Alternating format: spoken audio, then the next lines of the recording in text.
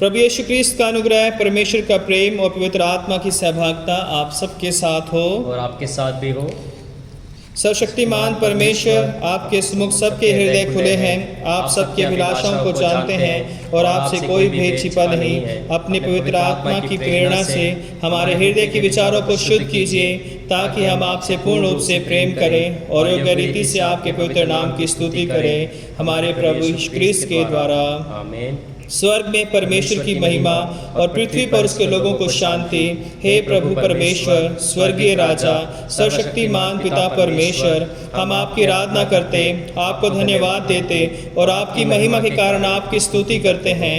हे प्रभु यीशु क्रिस्त, परमेश्वर पिता के इकलौते पुत्र, हे प्रभु परमेश्वर, हे परमेश्वर के मेमने, आप जगत का पाप उठा ले जाते हैं, हम पर दया कीजिए। आप पिता की दाहिनी ओर विराजमान हैं, हमारी प्रार्थना स्वीकार कीजिए, क्योंकि केवल आप ही पवित्र हैं, आप ही प्रभु हैं, आप ही यीशु क्रिस्त पवित्र आत्मा के साथ परमेश्वर पिता की महिमा में परम उच्च हैं। आमीन।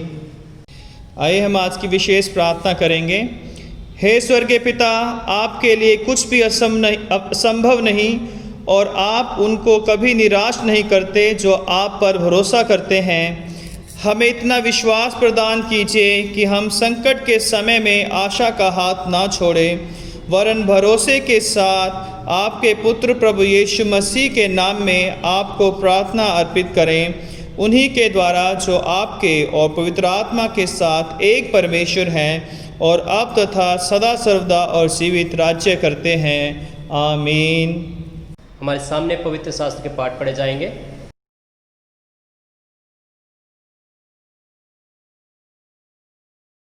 उत्पत्ति उसका 32वां अध्याय 22 से 30 वचन तक पढ़ूंगी। उसी रात वह उठा और दोनों स्त्रियों और दोनों दासियों और 11 लड़कों को संग लेकर घाट से यब्बोक नदी के पार उतर गया। उसने उन्हें उस नदी के पार उतार दिया, वरन अपना सब कुछ पार उतार दिया, और याकूब आप अकेला रह गया। तब कोई पुरुष आकर पौ फटने तक उससे मलयुद्ध करता रहा। जब उसने देखा कि मैं याकूब पर प्रबल नहीं होता, तब उसकी जांघ की नस को छुआ, और याकूब की जांघ की नस उससे मलयुद्ध करते ही करते चढ़ गई। तब उसने कहा, मुझे जाने दे, क्योंकि भोर होने वाला है। याकूब ने कहा, जब तक तू मुझे आशीर्वाद न दे, तब तक मैं तुझे ना जाने दूंगा। और उसने याकूब से पूछा, तेरा नाम क्या है? उसने कहा, याकूब। उसने कहा, तेरा नाम अब याकूब नहीं, परंतु इज़राइल होगा, क्योंकि तू परमेश्वर से और मनुष्यों से भी युद्ध करके प्रबल हुआ है। याकूब ने कहा, मैं विनती करता हूँ, मुझे अपना नाम बता। उसने कहा, तू मेरा नाम क्यों पूछता है? तब उसने उसको वही आशीर्वाद दिया। तब याकूब ने यह कहकर उस स्थान का नाम पनीएल रखा, परमेश्वर को सब आमने सामने देखने पर भी मेरा प्राण बच गया है। ये परमेश्वर का वचन है। परमेश्वर का धन्यवाद हो।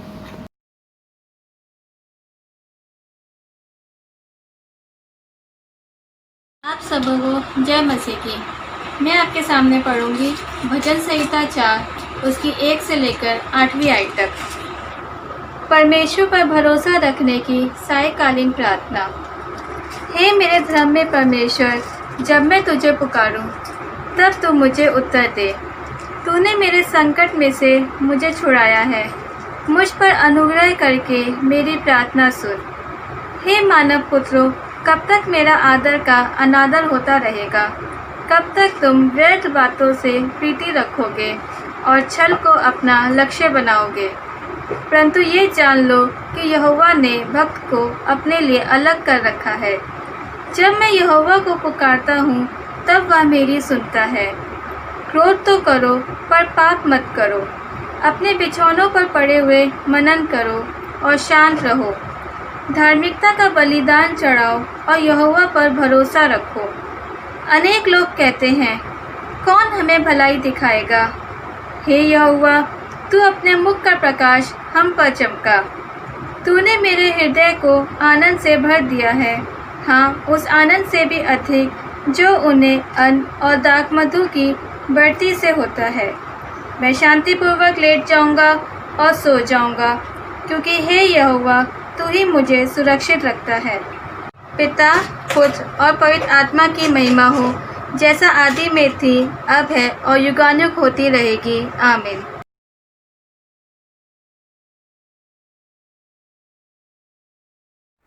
आप सबको जय मसीह की। आज मैं आपके सामने पढ़ूंगी बाइबल के पवित्र शास्त्र से इब्रानियों की पत्री उसका 11वां अध्याय 1 से 10 वचन, और इंग्लिश बाइबल में होगा हिब्रू उसका 11 चैप्टर वर्सेस 1 to 10। अब विश्वास आशा की हुई वस्तुओं का निश्चय और अनदेखी वस्तुओं का प्रमाण है, क्योंकि इसी के विषय में प्राचीनों की अच्छी गवाही दी गई है। विश्वास ही से हम जान जाते हैं कि सारी सृष्टि की रचना परमेश्वर के वचन द्वारा हुई है, पर यह नहीं कि जो कुछ देखने में आता है वह देखी हुई वस्तुओं से बना हो।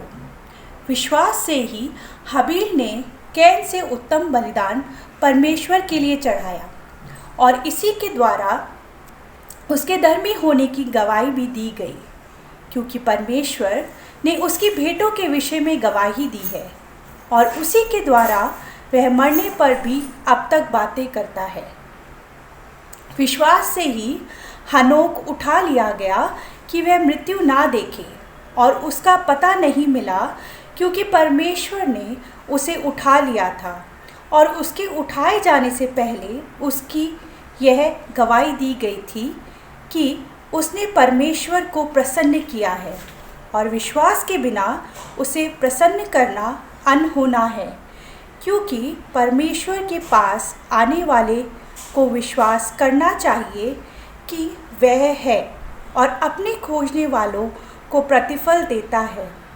विश्वास से ही नूह ने उन बातों के विषय में जो उस समय दिखाई ना पड़ी थी चेतावनी पाकर भक्ति के साथ अपने घराने के बचाव के लिए जहाज़ बनाया और उसके द्वारा उसने संसार को दोषी ठहराया और उस धर्म का वारिस हुआ जो विश्वास से होता है।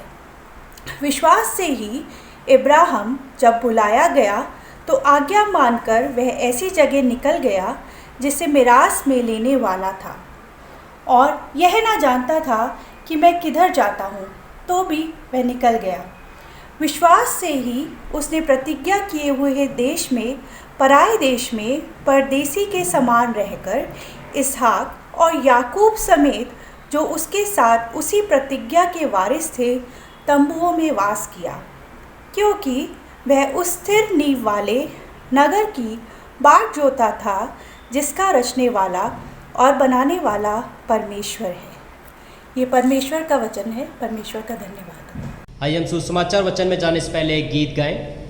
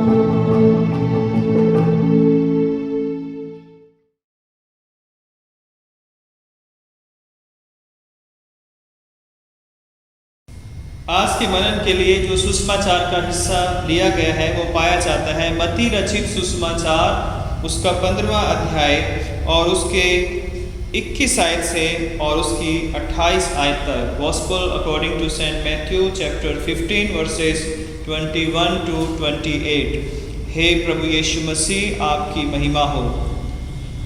यीशु वहाँ से निकलकर सूर और सैदा के प्रदेश की ओर चला गया। उस प्रदेश से एक कनानी स्त्री निकली और चिल्लाकर कहने लगी, हे प्रभु, दाऊद की संतान, मुझ पर दया कर। मेरी बेटी को दुष्टात्मा बहुत सता रहा है। पर उसने उसे कुछ उत्तर ना दिया। तब उसके चेलों ने आकर उससे विनती की, इसे विदा कर, क्योंकि वह हमारे पीछे चिल्लाती हुई आ रही है।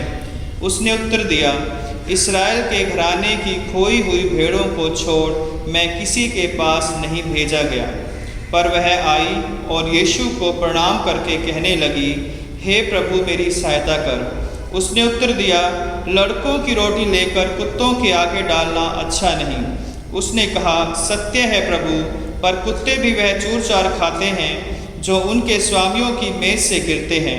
इस पर यीशु ने उसको उत्तर दिया, हे स्त्री, तेरा विश्वास बड़ा है, जैसा तू चाहती है तेरे लिए वैसा ही हो। और उसकी बेटी उसी घड़ी से चंगी हो गई। ये प्रभु क्रिस्त का शुभ समाचार है। आमीन। प्रभु यीशु मसीह के नाम में एक बार फिर से आप सबों को जय मसीह की।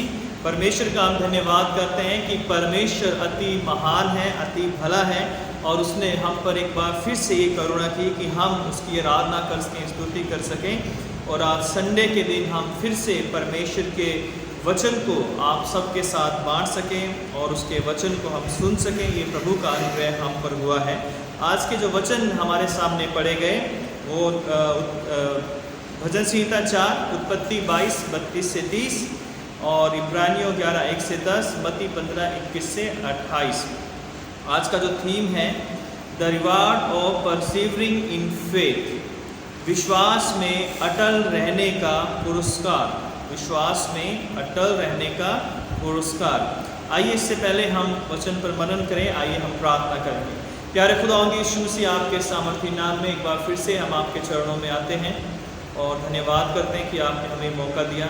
हे पवित्र आत्मा, आपका अनुग्रह हम पर हो ताकि प्रभु जब हम आपके वचन को बोलते हैं और जो लोग सुनते हैं, हम सब पिता इस वचन के द्वारा आशीषित हों और आपका पवित्र आत्मा इस वचन को ब्लेस करे ताकि ये 100 गुना फल लेकर आए। यीशु मसीह के नाम से मांगते हैं, आमीन। परमेश्वर का हम धन्यवाद करते हैं कि परमेश्वर ने हमें अपना पवित्र वचन बाइबल के रूप में दिया है। और बाइबल एक ऐसी पुस्तक है जो हमें परमेश्वर पर, उसके कार्यों पर, उसकी सृष्टि पर, उसके अनुग्रह पर, उसके आश्रय कर्मों पर विश्वास करना सिखाती है। और इसे हम ये भी कह सकते हैं कि एक विश्वास की पुस्तक है जो हमें परमेश्वर पर विश्वास करने के लिए प्रेरित करती है। परमेश्वर की मनुष्यों से यह मांग है, पहली मांग है कि वो परमेश्वर पर, उसकी सृष्टि पर, उसके कार्यों पर, उसके आश्रय कर्मों पर, जो काम उसने हमारे लिए किए हैं, जो वचन उसने हमारे लिए दिए हैं, उन पर हम विश्वास करें। क्योंकि इब्रानियों 11वें अध्याय के 6ठी आयत में लिखा है कि विश्वास बिना परमेश्वर को प्रसन्न करना अनहोना है। परमेश्वर के पास आने वाले को विश्वास करना चाहिए कि वह है और अपने मांगने वालों को प्रतिफल देता है। तो यहाँ पर विश्वास क्यों जरूरी है उसके बारे में बताया गया है कि जो भी हम प्रभु के पास आने वाले लोग हैं, बिना विश्वास के हम परमेश्वर के पास आकर उसे प्रसन्न नहीं कर सकते। इसलिए हमें विश्वास करना बहुत ही जरूरी है। और इब्रानियों के ही 11 के पहली आयत में लिखा हुआ है कि विश्वास क्या है। और पूरा अगर हम 11वां अध्याय पढ़ें तो वहाँ पर विश्वासियों के जो संत हैं, महान संत हुए हैं बाइबल के अंदर, उनके विश्वास के बारे में बताया गया है कि किस तरह से संतों ने विश्वास किया और उनके जीवन में बड़े बड़े कार्य होने पाए। तो विश्वास क्या है? इब्रानियों 11:1 के अनुसार कि लिखा है कि अब विश्वास आशा की हुई वस्तुओं का निश्चय और अनदेखी वस्तुओं का प्रमाण है ना। अर्थात विश्वास का अर्थ है कि जो कुछ हम आशा करते हैं, हम पहले ही विश्वास करते हैं कि जो हमने आशा की है वो पूर्ण होने वाला है या वो सत्य है। और इसके साथ लिखा हुआ है कि और अनदेखी वस्तुओं का प्रमाण है। जो चीज़ें हमने नहीं भी देखी हैं उन पर भी हम जब विश्वास करते हैं, भरोसा करते हैं, अपने मन को उनकी चीज़ों के ऊपर लगाते हैं कि हाँ सच में ये परमेश्वर की ओर से संभव है, पॉसिबल है, और उसी विश्वास को हम जो है वही विश्वास हमारा प्रमाण होता है उन चीज़ों का जो आज तक चीज़ें हमने नहीं देखी हैं। इसलिए जो है हम बाइबल में देखते हैं कि पूरी बाइबल में विश्वास के ऊपर विश्वासियों को या मनुष्य को या परमेश्वर के लोगों को किस तरह से दृढ़ विश्वास करना है, किस तरह से अटल विश्वास करना है, इसके लिए बहुत सारी बातें बताई गई हैं, बहुत सारे वचन हमें दिए गए हैं। लेकिन आज जो है हम जो मनन करेंगे वो मत्ती रचित सुसमाचार उसका 15वां अध्याय जो हमने पढ़ा है सुसमाचारों में से, तो यहाँ पर हम एक अटल विश्वास का उदाहरण देखते हैं। यहाँ पर एक कनानी स्त्री है जो कि गैर यहूदी है, एक अन्य जाति स्त्री है, और वो यीशु के पास आकर चिल्लाकर कहती है कि हे प्रभु दाऊद की संतान मुझ पर दया कर, और मेरी बेटी के अंदर दुष्ट आत्मा है तो बहुत सता रहा है, अर्थात उसे चंगा कर जो है। तो यहाँ पर हम देखते हैं किस तरह से यीशु मसीह पहले उसे इग्नोर करते हैं, लेकिन अंत में जो है उसके विश्वास की प्रशंसा करते हैं और उसके विश्वास को बड़ा बताते हैं, और उसके बाद उसकी बेटी को चंगा करने की आज्ञा देते हैं, और लिखा है कि उसी घड़ी उसकी बेटी चंगी हो जाती है। तो ये एक ऐसा उदाहरण है जो कि अन्य जाति की स्त्री जो थी वो यीशु मसीह के पास आती है, और ज़्यादातर जो यीशु मसीह की मिनिस्ट्री थी वो यहूदियों के बीच में थी, इसराइल के बीच में थी, लेकिन हम देखते हैं कि बीच बीच में बहुत सारे अन्य जाति लोग भी यीशु मसीह के पास आते थे, और आकर चाहे वो चंगाई हो चाहे किसी भी तरह की शिक्षा हो उससे ग्रहण करते थे। तो यहाँ पर भी जब लिखा हुआ कि यीशु मसीह सूर और सैदा के देशों के अंदर चला गया तो वहाँ पर एक कनानी स्त्री वहाँ पर जो है उससे मिलने के लिए आई। तो यहाँ पर कुछ बातें जो इस पैसेज से हम सीख सकते हैं कि पहली बात, कनानी स्त्री की प्रार्थना में हम दृढ़ विश्वास को देखते हैं। कनानी स्त्री की प्रार्थना में हम दृढ़ विश्वास को या अटल विश्वास को देखते हैं। जब यीशु मसीह वहाँ से निकल रहे थे, अर्थात सूर और सैदा के देशों में गए जो कि एक अन्य जाति क्षेत्र थे जो हैं, और वहाँ पर जब यीशु मसीह गए तो लिखा है कि एक कनानी स्त्री बहुत चिल्लाकर कहने लगी कि हे प्रभु दाऊद की संतान मुझ पर दया कर, मेरी बेटी के अंदर दुष्ट आत्मा सता रहा है। तो जो एक चीज़ देखते हैं कि वो कनानी स्त्री थी, और अगर हम पुराना नियम पढ़ते हैं तो इसराइलियों का कनानियों का जो विरोध है या उनका युद्ध है वो हमेशा ही पुराने नियम में होता रहता था, और वो एक दूसरे के कट्टर विरोधी या शत्रु थे, और कोई भी यहूदी जो है कनान या सूर और सैदा के देशों में जाना पसंद नहीं करता था। चाहे वो यीशु मसीह की वो भीड़ भी थी, वो भी जो है सूर और सैदा में जाना पसंद नहीं करती थी, क्योंकि वो जानते थे कि ये कनानी लोगों का जो है क्षेत्र है, और जो यहूदी थे वो अन्य जातियों को या कनानियों को या जो अन्य लोग थे जो उनको जो है वो तुच्छ समझते थे और अपने आप को वो बेहतर और सुपीरियर और पवित्र समझते थे। तो इस कारण जो है यहाँ पर ये बात महत्वपूर्ण हो जाती है कि यीशु मसीह इसराइल के क्षेत्र में से निकलकर जो है अन्य देशों के अंदर, जो कि एक अन्य जाति गैर यहूदी देश है, उसके अंदर जाते हैं। तो यहाँ पर हम देखते हैं कि जब वो स्त्री यीशु मसीह के पास आती है तो वे कनानी स्त्री थी,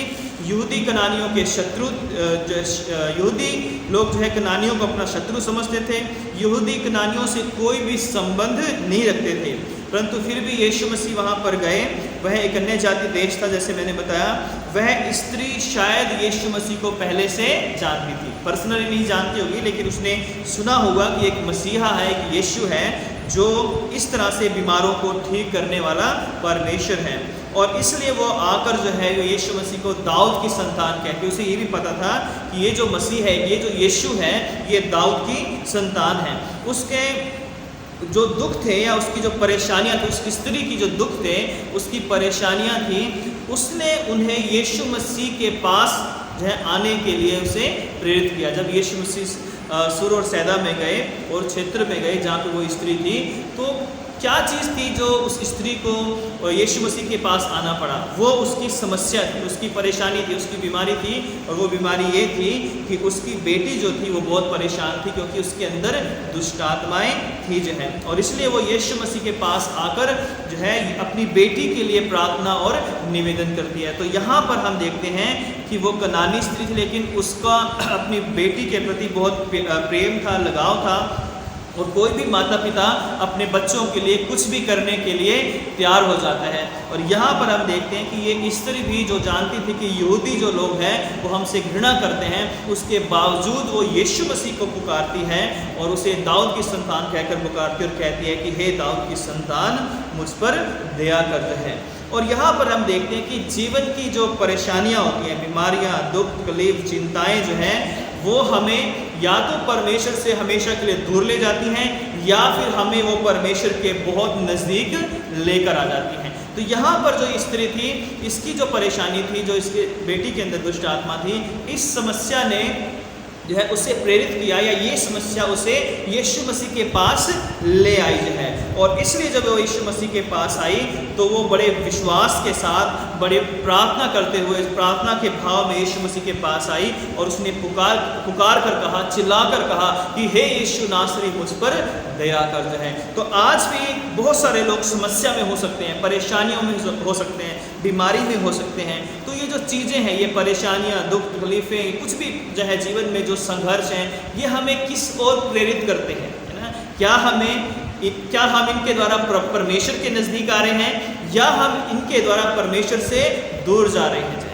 तो ये हमारे ऊपर है कि हम क्या करेंगे। क्या हम अपने परेशानियों में, अपने दुखों में, अपनी मुसीबतों में परमेश्वर को कोसेंगे, परमेश्वर को बुरा भला कहेंगे, परमेश्वर के ऊपर कुड़कुड़ाएंगे, या हम दीन और नम्र होकर यीशु मसीह को ढूंढेंगे कि कब यीशु मसीह मेरे घर में, मेरे परिवार में, मेरे जीवन में आए और मैं उसके आगे गिड़गिड़ाकर कहूँ कि हे यीशु नासरी, हे प्रभु, हे दयालु परमेश्वर, मुझ पर दया कर, मेरे परिवार पर दया कर जो है। तो ये आपको फैसला लेना है, मुझे फैसला लेना है कि जब हम अपने जीवन में परेशानियों में घिरते हैं, जब दुखों में घिरते हैं, तो हमारा क्या प्रति उत्तर है परमेश्वर के प्रति जो है। क्या हम उसे त्यागते हैं या हम उसे छोड़ते हैं। यहाँ पर देखते हैं कि ये कनानी स्त्री जो थी वो बड़े विश्वास के साथ यीशु मसीह के पास आई, क्योंकि वो परेशान थी, घर में उसे परेशानी थी, घर में उसकी बीमारी थी। और हमारा परमेश्वर जो है वो पूरे संसार पर दया करने वाला परमेश्वर है। तो पहली बात जो है, कनानी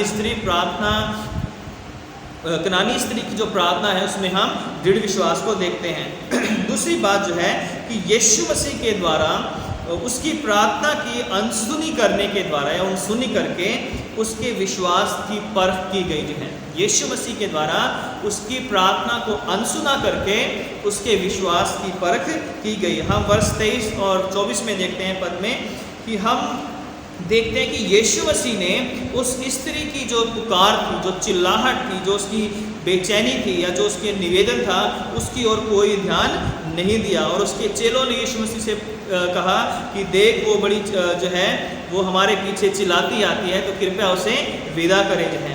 तब यीशु मसीह ने कहा कि इस्राएल के घराने की खोई हुई भेड़ों को छोड़कर मैं किसी के पास भेजा नहीं गया हूँ जो है।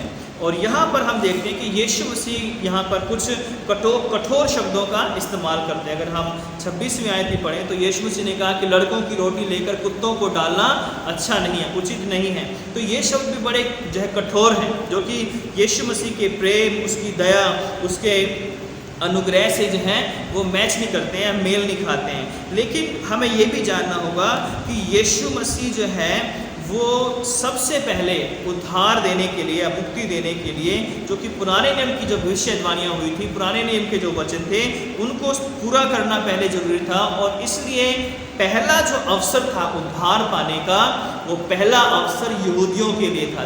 और इसलिए यूहन्ना कहता है कि वह अपनों के घर आया और उसके अपनों ने उसे ग्रहण नहीं किया। वह पहले अपनी जाति को, अपने देश को, अपने लोगों को बचाने के लिए आया था जो है ना। पहला अवसर उनका था, ये नहीं था कि वो केवल उनको ही बचाने आया था, लेकिन पहला अवसर उन्हें दिया गया था कि पहले तुम सेंत मेत में उद्धार पाओ, मुक्ति पाओ और जीवन पाओ, क्योंकि परमेश्वर का पुत्र सारे वचन को पूरा करने के लिए, सारी भविष्यवाणियों को पूरा करने के लिए तुम्हारे बीच में आ गया है। लेकिन हम देखते हैं, चाहे वो मत्ती का 15वां अध्याय हो या 14वां अध्याय हो, तो हम देखते हैं कि फरीसी लोग हमेशा प्रभु यीशु मसीह का इनकार करते रहे। उन्होंने कभी यीशु मसीह पर विश्वास नहीं किया। तो क्या यीशु मसीह उसको चंगा करना नहीं चाहते थे? इसलिए यीशु मसीह ने कहा या उसे इग्नोर कर दिया, या यीशु मसीह ने कहा कि जो है लड़कों की रोटी लेकर कुत्तों को डालना उचित नहीं है? तो क्या सच में यीशु मसीह उसे चंगा करना नहीं चाहते थे, है ना? इसलिए जो है हम इस बात पर गौर करते हैं कि क्या यीशु मसीह उसे चंगा करना चाहते थे या नहीं चाहते थे। हम यहाँ पर देखते हैं कि जैसे मैंने बताया कि अवसर पहला यहूदियों के लिए था, परंतु ऐसा नहीं था कि केवल यीशु मसीह यहूदियों के लिए ही आए, क्योंकि उसके जन्म से लेकर या पुराने नियम में जो भविष्यवाणियाँ थी वो ये थी कि वो जगत का उद्धार करता है। जब वो पैदा हुआ था, जब जो है जो लोग वाइज मैन जो आए थे वो अलग अलग देशों से थे और उन्होंने आकर यीशु मसीह को अपनी भेंट चढ़ाई थी और उसके आगे अपने आप को सिजदा किया था, तो वो यहूदी नहीं थे। और यहाँ पर इसलिए हम देखते हैं कि यीशु मसीह का जो उद्धार है, उसका प्रेम है, वो पूरे संसार के लिए है। तो यीशु मसीह ने क्यों इन कठोर शब्दों का इस्तेमाल किया है। यीशु मसीह पूरे संसार के परमेश्वर हैं और वो उसकी चंगाई, उसकी दया, उसकी क्षमा, उसका उद्धार, उसका प्रेम सब के लिए है। परंतु यहाँ पर हम देखते हैं कि यीशु मसीह कुछ जो है इग्नोर उसे करते हैं या उसके जो बात को जो है सही से जवाब नहीं देते हैं, या देखते हैं कि वो कहते हैं कि लड़कों की रोटी कुत्तों को डालना उचित नहीं है। वह उस स्त्री के विश्वास को टटोलना चाह रहे थे, उसकी परीक्षा करना चाह रहे थे कि जब ये स्त्री जो है अन्य जाति स्त्री मेरे पीछे आई है, पुकार रही है, तो इसका विश्वास कितना है, कितने इसके विश्वास में स्थिरता है।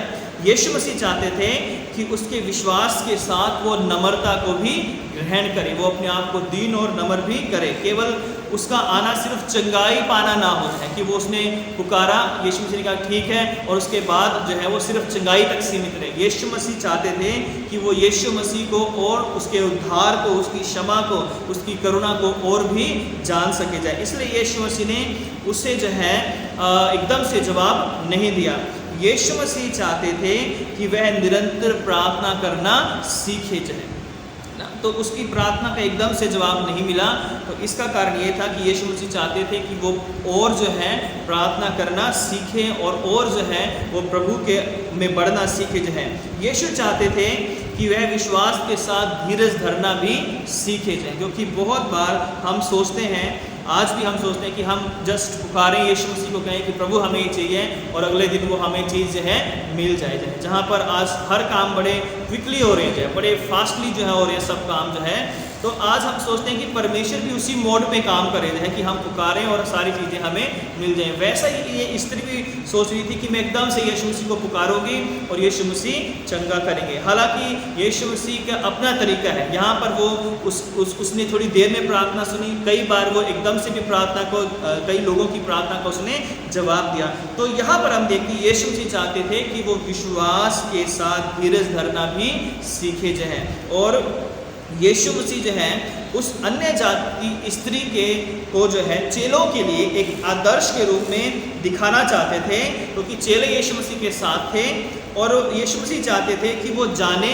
कि किस तरह से यहूदी तो यीशु मसीह का इनकार कर रहे हैं, फरीसी शास्त्री, लेकिन किस तरह अन्य जाति लोग यीशु मसीह पर विश्वास कर रहे हैं, जबकि वो उसे पूरी तरह से जानते भी नहीं, जबकि वो उससे पूरी तरह से उसके पास आकर उससे मिले भी नहीं, उसके बावजूद भी वो यीशु मसीह पर दृढ़ विश्वास करते हैं। तो यहाँ पर हम देखते हैं कि यीशु मसीह जब इनकार करते हैं, यीशु मसीह जब देर करते हैं, तो इसका मतलब ये नहीं था कि वो उसकी प्रार्थना को सुनना नहीं चाहते थे। अगर यीशु मसीह से चंगा करना नहीं चाहते तो वो कभी भी सुर और सैदा के देश में नहीं जाते थे, कभी भी वो वहाँ पर जो है घूमने के लिए या वहाँ पर प्रार्थना के लिए या उस देश में प्रचार करने के लिए कभी भी नहीं जाते, क्योंकि यीशु मसीह की योजना का हिस्सा था कि वो इस स्त्री को चंगा करेंगे और चेलों के सामने चंगा करेंगे, तभी यीशु मसीह उस क्षेत्र में गए थे जो है। तो आज भी हमारी बहुत सारी प्रार्थनाएं एकदम से स्वीकार नहीं की जाती। प्रभु हमें परीक्षाओं में धीरज धरना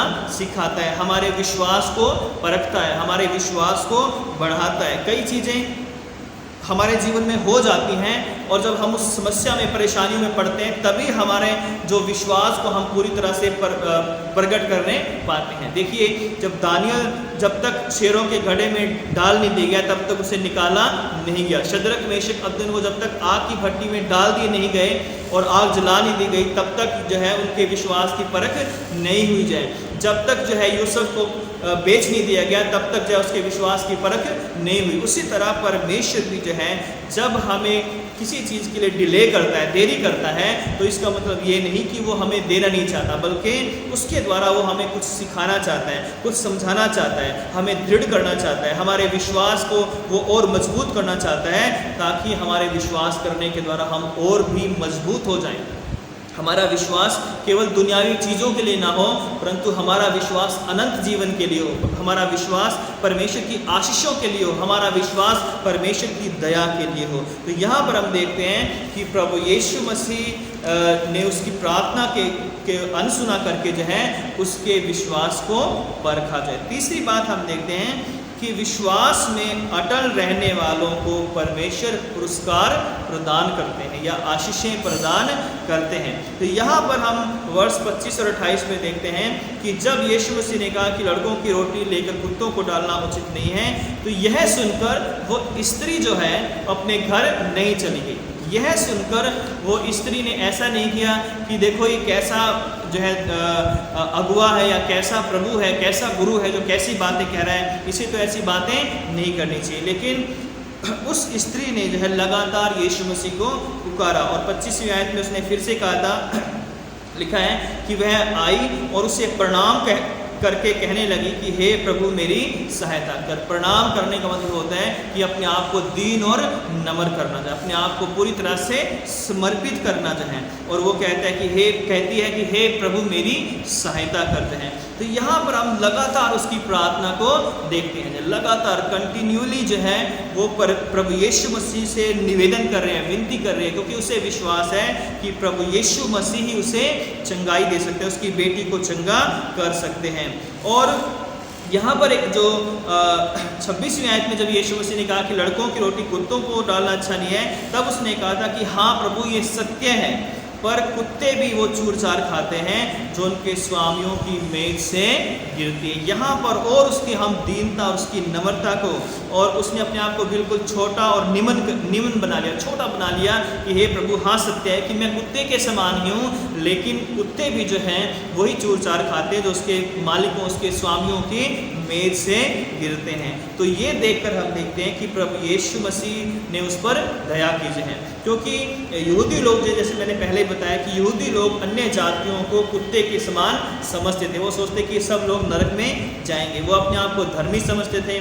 परंतु यहाँ पर इस स्त्री की निरंतर प्रार्थना और उसके दृढ़ विश्वास ने, उसके अटल विश्वास ने प्रभु यीशु मसीह के हृदय को जो है वो और कंपैशन से, दया से भर दिया कि देखो ये स्त्री जो है कितना विश्वास में दृढ़ है ना। और प्रभु की देरी जो है वो उसके धीरज को, उसकी नम्रता को उसको बढ़ाया और उसके विश्वास को बढ़ाया। और इसका परिणाम ये हुआ कि यीशु मसीह ने कहा कि हे स्त्री तेरा विश्वास बड़ा है और जैसा तू चाहती है तेरे लिए वैसा ही हो। और उसकी बेटी उसी घड़ी चंगी हो गई जो है। तो हम देखते हैं कि कितना बड़ा आश्चर्य कर्म उसके जीवन में हुआ जब उसने प्रभु यीशु मसीह पर लगातार जो है अटल विश्वास बनाए रखा जो है। आज जो है जब हमारे जीवन में कोई परेशानी या दुख तकलीफ आते हैं तो हम शायद अटल विश्वास बनाए नहीं रख पाते हैं।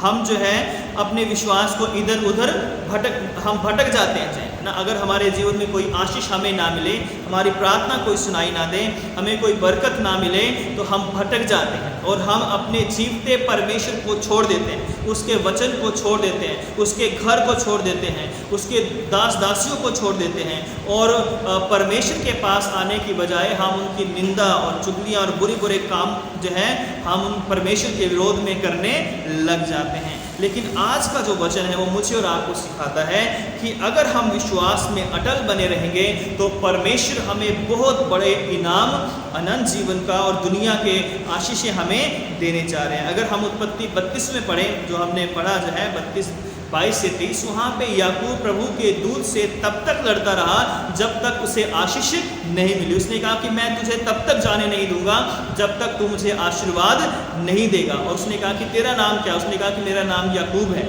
याकूब का मतलब होता है धोखा देने वाला, रंगा मारने वाला। लेकिन वो जो है उसने उसका नाम जो है इस कहा कि तेरा नाम आज से याकूब नहीं बल्कि तेरा नाम क्या होगा, इसराइल होगा, क्योंकि तू परमेश्वर से युद्ध करके भी जीत गया है, तो तेरा नाम इसराइल ही होगा। तो यहाँ पर हम याकूब के विश्वास को देखते हैं कि उसे विश्वास था कि जो व्यक्ति मेरे साथ लड़ रहा है उसके पास बहुत बड़ी आशीष है। और यहाँ पर एक और उदाहरण हम देख लेते हैं कि जो पुराने नियम में जो है कि जब दाऊद जो था वो दाऊद जो है परमेश्वर के नाम में जो है जब वो विश्वास करता था, तब जो है उसने जब वो गोलियत के सामने गया तो गोलियत जो था वो बहुत सारे हथियार लेकर, बहुत सारे अपने बल के ऊपर, अपनी शक्ति के ऊपर उसका भरोसा था। लेकिन जब यीशु मसीह जब दाऊद जो था वो दाऊद का भरोसा जो था वो केवल अपने परमेश्वर पर था। और इस कारण जो है जो दाऊद था वो केवल जो है एक उसने पत्थर उठाया था और अपना गोफल उसके पास था, लेकिन गोलियत के पास जो है बड़े बड़े हथियार थे। लेकिन उसके बावजूद भी क्योंकि दाऊद का विश्वास परमेश्वर पर था, परमेश्वर ने दाऊद को एक ऐसा इनाम दिया, ऐसी जीत का इनाम दिया कि दाऊद जो है उसने एक ही पत्थर में इतने बड़े गोलियत को मार दिया जो है। तो इस कनानी स्त्री के जीवन में भी हम देखते हैं कि किस तरह से इस कनानी स्त्री ने प्रभु यीशु मसीह पर विश्वास किया और बार बार उससे प्रार्थना करती रही, निवेदन करती रही। और जब वो लगातार प्रार्थना करती रही तो हम देखते हैं कि किस तरह से प्रभु यीशु मसीह ने उसकी प्रार्थना को सुन लिया। आज हम मसीह होकर कितना विश्वास परमेश्वर के ऊपर करते हैं, कितनी बार हम परमेश्वर के सामने गिड़गिड़ाते हैं, कितना विश्वास हम प्रभु पर करते हैं जब वह हमें उत्तर देने में विलम्ब करता है। आज जब हम परेशानियां हमारे जीवन में आती हैं, समस्याएं हमारे जीवन में आती हैं, तो बहुत बार हम परमेश्वर को छोड़ देते हैं, परमेश्वर का वचन को पढ़ना छोड़ देते हैं, परमेश्वर से प्रार्थना करना छोड़ देते हैं। आज परमेश्वर चाहता है कि हम हर परिस्थिति में अटल विश्वासी बने रहें, जैसा ये कनानी स्त्री अटल विश्वास में बनी रही। और यदि वो विश्वास में बनी नहीं रहती तो शायद उसकी बेटी को चंगाई कभी नहीं मिलती। उसी तरह यदि मैं और आप विश्वास में अटल नहीं रहेंगे तो हमें भी चंगाई या अन्य आशीषी जो जीवन में है वो हमें कभी नहीं मिलेगी। बहुत बार हम ये प्रार्थना तो करते हैं, परमेश्वर से विश्वास भी करते हैं, लेकिन हम पूर्ण रीति से विश्वास नहीं कर पाते हैं। एक बार बहुत बड़ा एक अकाल पड़ा एक जगह पर और लोग जो है ईश्वर के सामने गिड़गिड़ाए, प्रार्थना करते रहे कि हे परमेश्वर वर्षा को भेज दें ताकि हमारी फसलें जो हैं वो बर्बाद ना हो और हम अपने फसलों को उगा सकें जो है। तो उन्होंने एक दिन नियुक्त किया कि हम एक दिन जो है सब लोग प्रार्थना करेंगे और हम कहेंगे परमेश्वर से कि आज जो है बारिश को भेज दे जाए। जब सब लोग अपने घरों से आए, अपने गांव के बीच में जो एक जगह थी वहाँ पर आए और वो फिर से जो है प्रार्थना करने लगे। और उनमें एक छोटी बेटी थी जो अपने साथ एक छाता लेकर आई थी, है ना। तो जो है किसी ने पूछा कि तुम छाता लेकर क्यों आई? उसने कहा क्योंकि हम प्रार्थना कर रहे हैं परमेश्वर आज बारिश भेजेगा और मैं भीग ना जाऊं, इसलिए जो है मैं छाता लेकर आई हूँ। तो सब लोग जो है वो अपने आप को एक दूसरे को देखने लगे कि हम प्रार्थना तो कर रहे हैं लेकिन हमें किसी को भी विश्वास नहीं है कि आज बारिश होने वाली है। लेकिन ये छोटी लड़की जो है ये हमारे साथ आई है, लेकिन ये विश्वास में आई है कि जब हम प्रार्थना करेंगे तो परमेश्वर जो है आज वर्षा जरूर भेजेंगे। कई बार हम मसीह लोग भी ऐसा ही करते हैं, हम प्रार्थना भी करते हैं, हम चर्च भी आते हैं, हम परमेश्वर की आराधना भी करते हैं, लेकिन हमें अटल विश्वास नहीं होता कि हमारा परमेश्वर हमारे साथ है, हमारा परमेश्वर हमें देख रहा है, हमारा परमेश्वर हमारी प्रार्थना को सुन रहा है। इसलिए हम जो है चर्च में कुछ होते हैं लेकिन चर्च के बाहर हम कुछ होते हैं। हम सोचते हैं कि चर्च की बाउंड्री में परमेश्वर घिरा हुआ है, इसके बाहर परमेश्वर नहीं है। हम सोचते हैं कि हम कुछ भी बोलें, कुछ भी करें, कुछ भी देखें, परमेश्वर सुनने वाला नहीं है। लेकिन प्रभु हर जगह मौजूद है, वो हमारे विश्वास को देखता है, हमारे विश्वास को परखता है। तो परमेश्वर आप सब की सहायता करें, आप सब पर अनुग्रह करें कि हम सब लोग जो है सच्चे मन से परमेश्वर पर विश्वास कर सकें, क्योंकि परमेश्वर केवल नामधारी मसीहों से प्रसन्न नहीं होता है, परमेश्वर अच्छे विश्वासियों से, अच्छे मसीहों से प्रसन्न होता है। और आज के जो वचन है कि कनानी स्त्री, एक अन्य जाति स्त्री ने इतना विश्वास किया कि उसके विश्वास के द्वारा उसके घर में चंगाई आई। लेकिन जो यहूदी लोग थे, जो शास्त्री फरीसी लोग थे, उन्होंने यीशु मसीह पर विश्वास नहीं किया और इसलिए यीशु मसीह कहता है कि वह अपनों के घर आया और उसके अपनों ने उसे ग्रहण नहीं किया। आज भी यीशु मसीह अपनों के घर आता है, अपने लोगों में, अपनी कलीसियाओं में आना चाहता है, लेकिन आज हमने अपने घरों को बंद कर रखा है, अपने दिलों के दरवाज़ों को बंद कर रखा है और हम अपने प्रभु के लिए सच्चे मन से कभी भी उसके लिए दरवाज़ा नहीं खोलते, क्योंकि हमें विश्वास ही नहीं है कि हमारा परमेश्वर हमारे लिए कुछ कर सकता है। हमें तो अपनी बुद्धि पर, अपने ज्ञान पर, अपनी नौकरी पर, अपने घर पर, अपनी जान पहचान पर, अपने पैसे पर, अपने लोगों पर, अपने मित्रों पर हमें ज़्यादा भरोसा है। हमें अपने परमेश्वर पर भरोसा नहीं है। क्यों? क्योंकि हम पूर्ण रीति से अपने आप को जो है परमेश्वर के प्रति समर्पित नहीं करते। तो प्रभु जी आज मेरे और आपकी सहायता करे कि हम अपने विश्वास को केवल प्रभु यीशु मसीह पर, उसके वचन पर, उसके पवित्र आत्मा पर पूरी तरह से लेकर आए जाए, क्योंकि विश्वास करने वालों के लिए कोई भी काम कठिन नहीं है।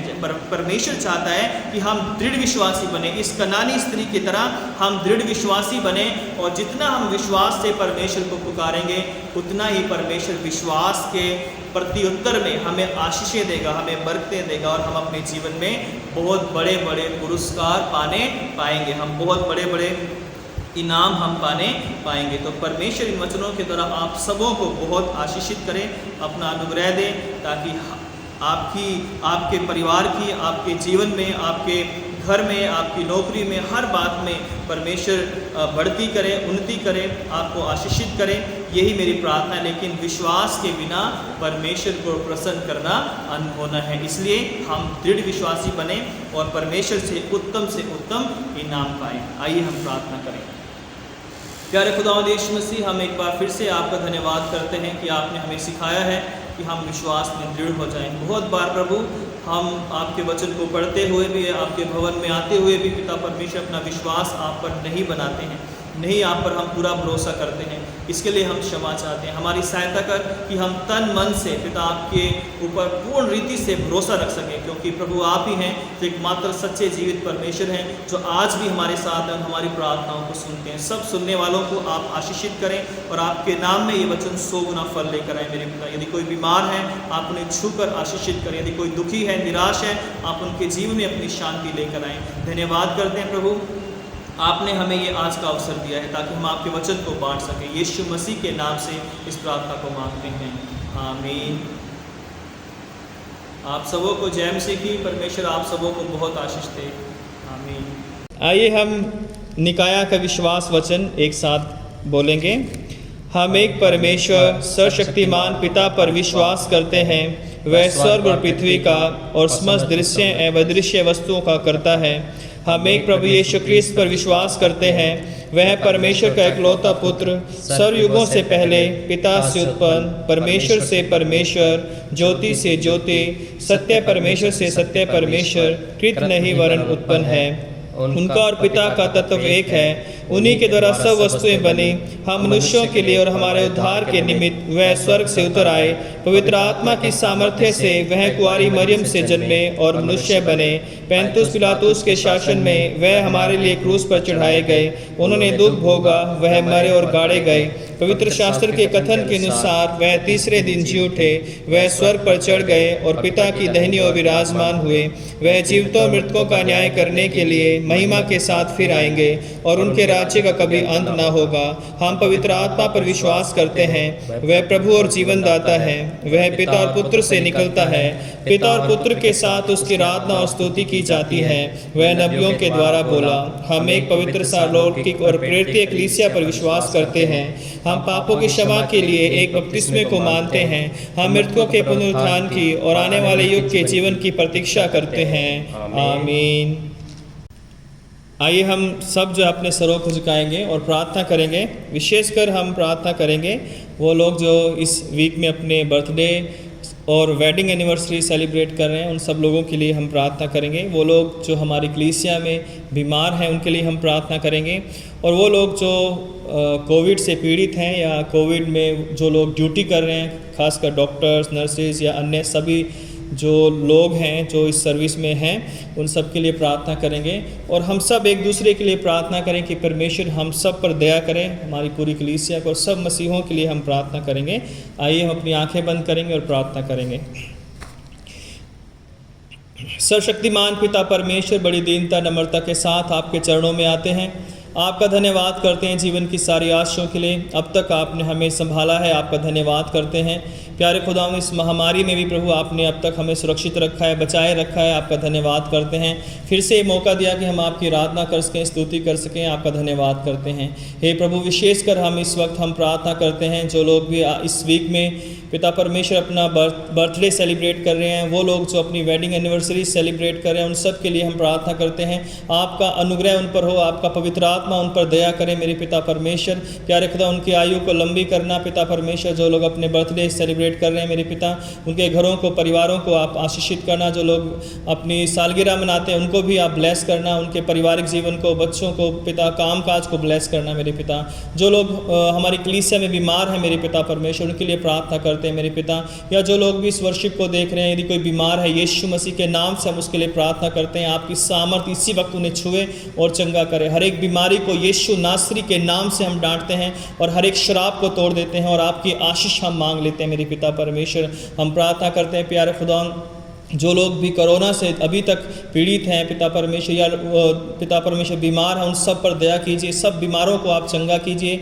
और विशेषकर हम फिर से डॉक्टर्स के लिए, नर्सिस के लिए और सब स्टाफ के लिए, उन सब लोगों के लिए प्रार्थना करते हैं जो अभी भी पिता परमेश्वर हॉस्पिटल्स में या अन्य जगहों पर कोरोना पेशेंट्स के बीच में कार्य कर रहे हैं मेरे पिता परमेश्वर। आपका सामर्थ्य उनकी सहायता करें, उन्हें बचाए रख पिता परमेश्वर, ताकि वो बहुतों के लिए एक आशीष का, एक चंगाई का कारण बन सके मेरे पिता। प्यारे खुदा, अपनी पूरी कलीसिया को और सब लोगों को जो इस आराधना को देखते हैं उन सब के लिए प्रार्थना करते हैं। आपकी आशीष हर एक जन पर होने पाए मेरे पिता परमेश्वर। धन्यवाद करते हैं, आपने हमारी प्रार्थना को सुना है। हमारे देश पर दया कीजिए, हमारे प्रधानमंत्री, हमारे राष्ट्रपति और हमारे पूरे देश पर आपकी दया, आपकी करुणा बनी रहे और इस पूरे दिल्ली शहर पर आपकी आशीष बनी रहे। यहाँ के मुख्यमंत्री और जितने भी अधिकारीगण उन सब पर आपकी आशीष चाहते हैं। आपका धन्यवाद करते हैं, अब तक आपने हम सबों को इस जगह पर सुरक्षित रखा है ताकि हम आपकी आराधना कर सकें, स्तुति कर सकें और आपके वचन को लोगों तक पहुंचा सकें। आपकी सारी आशीषों के लिए धन्यवाद देते हुए इस प्रार्थना को उद्धारकर्ता प्रभु यीशु मसीह के नाम से मांगते हैं, आमीन। आइए हम पाप अंगीकार की प्रार्थना में जाएंगे। Page number 129 section 17। प्रिय भाई और बहनों, हमारे प्रभु यीशु क्रिस्त यह कहते हैं, हमारा प्रभु परमेश्वर ही एकमात्र प्रभु है। तो प्रभु अपने परमेश्वर को अपने संपूर्ण हृदय, संपूर्ण प्राण, संपूर्ण बुद्धि और संपूर्ण शक्ति से प्रेम कर, यह पहली आज्ञा है। दूसरी यह है, अपने पड़ोसी को अपने समान प्रेम कर, इनसे बड़ी और कोई आज्ञा नहीं है। परमेश्वर ने संसार से ऐसा प्रेम किया कि उसने अपना इकलौता पुत्र यीशु क्रिस्त दे दिया कि वह हमें पापों से बचाए, स्वर्ग में हमारे लिए निवेदन करे और हमें शाश्वत जीवन में पहुँचाए। इसलिए हम पश्चाताप और विश्वास के साथ अपने पापों को स्वीकार करें। हम परमेश्वर की कृपा से उसकी आज्ञाओं का पालन करने का और सब लोगों के साथ मेल मिलाप और प्रेम से रहने का पक्का संकल्प करें। हे सर्वशक्तिमान परमेश्वर, हमारे स्वर्गीय पिता, हमने मन, वचन और कर्म से आपके विरुद्ध और एक दूसरे के विरुद्ध पाप किया है। हमने अपनी ज्ञानता और दुर्बलता के कारण और जानबूझकर भी बुराई की है और भलाई करने में असफल रहे हैं। इन सब पापों के लिए हम सचमुच दुखी हैं और अंतःकरण से पश्चाताप करते हैं। आपके पुत्र यीशु क्रिस्त ने हमारे लिए अपने प्राण दिए। उन्हीं के कारण हमने जो पाप किए हैं उनको क्षमा कीजिए और ये वर दीजिए कि भविष्य में हम नया जीवन पाकर सदा आपकी सेवा करें, ताकि आपके पवित्र नाम की महिमा हो, आमीन।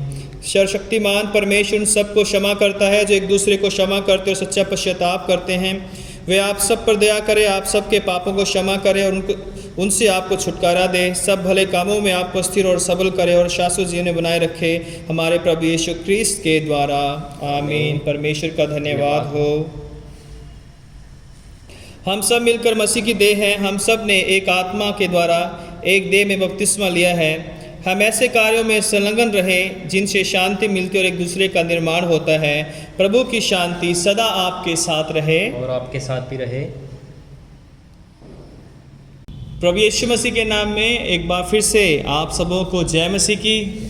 परमेश्वर का धन्यवाद करते हैं कि अब तक हमने प्रभु की अनुग्रह में बहुत सारी आशीषें पाई हैं और हर संडे की आराधना को हमने अटेंड किए हैं। प्रभु का धन्यवाद हो। और जैसा कि पहले भी हमने अनाउंसमेंट किया था कि हम अपनी ऑफरिंग्स जो है, जो हम रेगुलर चर्च में देते थे, अभी भी हमें अपनी ऑफरिंग को जो है अपने घर में नहीं रखना है, बल्कि हमें प्रभु के लिए उसको निकालना है। और उसके लिए जो है हम अपने जो ऑफरिंग है, या तो अपने आपके घरों में एक गुल्लक हैं, आप इन गुल्लक में जो है डाल सकते हैं। आपके पास ये चर्च द्वारा दिए गए गुल्लक होंगे, या आप अपने घर में जो है कोई ऐसा बॉक्स बना सकते हैं और उसमें जो है आप ऑफरिंग को डाल सकते हैं जो है, ताकि जो है जब भी आप चर्च में आते हो और उस ऑफरिंग को, उस गुल्लक को जो है, उस बॉक्स को आप ला सकते हो चर्च में। और हर शाम को जो है पास्टरेट कमेटी के लोग चर्च में होते हैं और संडे को सुबह होते हैं, तो आप कभी भी शाम को या संडे की मॉर्निंग में आकर जो है आप अपनी ऑफरिंग जो है भेंट कर सकते हो। तो ये समय है कि हम अपनी ऑफरिंग जो है प्रभु के नाम में जो है अपने अपने जो गुल्लक हैं हमारे पास या बॉक्स है, उनमें हम डालेंगे जो है। आइए हम एक गीत गाएं, इस दौरान हमारी भेंट एकत्रित की जाएगी।